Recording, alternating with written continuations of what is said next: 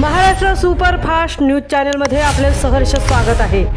खास सत्याची थार लेखणीची महाराष्ट्रातील ताज्या आणि वेगवान बातम्या पाहण्यासाठी आपल्या हक्काचे चॅनल शेअर करा, लाईक करा आणि सबस्क्राईब करा। धन्यवाद। श्रीवर्धन येथील मठाच्या स्मशानभूमीतील निवारा शेड गेल्या अनेक दिवसांपासून नादुरुस्त। दुरुस्तीकडे श्रीवर्धन नगर परिषद प्रशासनाचे जाणीवपूर्वक दुर्लक्ष।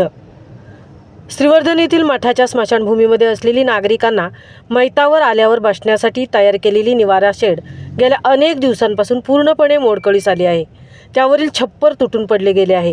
त्याबाबत अनेक वेळा नगर परिषद प्रशासनाकडे तक्रारी देखील करून झाल्या, वर्तमानपत्रांमध्ये बातम्या देखील प्रसिद्ध करून झाल्या, परंतु नगर परिषद प्रशासनाकडून सदर निवारा शेडची दुरुस्ती करण्यासाठी कोणत्याही प्रकारची कारवाई करण्यात येत नाही। मठाची स्मशानभूमी या ठिकाणी श्रीवर्धन नगरपालिकेसह आराठी ग्रामपंचायत हद्दीतील मेटकर्णी आराठी परिसरात कोणाचेही मयत झाल्यास त्यांचा अंत्यविधी करण्यासाठी मयत मठाच्या स्मशानभूमीमध्ये आणले जाते। तसेच गावातील देखील सर्वात जास्त अंत्यविधी या स्मशानभूमीमध्ये केले जातात।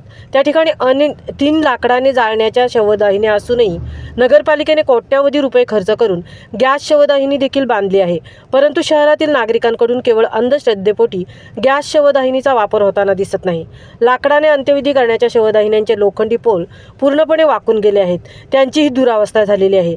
त्याचप्रमाणे या ठिकाणी मैतावर येणारे ज्येष्ठ नागरिकांना किंवा वृद्ध लोकांना उन्हात किंवा पावसात उभे राहावे लागते। याकडे अनेक वेळा लक्ष वेधून सुद्धा नगर परिषद प्रशासन पूर्णपणे जाणीवपूर्वक दुर्लक्ष करत असल्याचे दिसून येत आहे। आता तर नगरपालिकेची निवडणूक झाली आहे, सत्तेमध्ये नवीन लोकप्रतिनिधी देखील बसले आहेत। त्यांनी देखील सदर निवारा शेडचे काम तातडीने पूर्णत्वाकडे जाईल याकडे लक्ष देण्याची आवश्यकता आहे।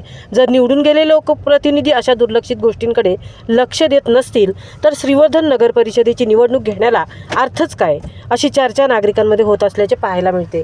महाराष्ट्र सुपरफास्टसाठी संतोष चौकर सह तृप्ती भोईर, श्रीवर्धन।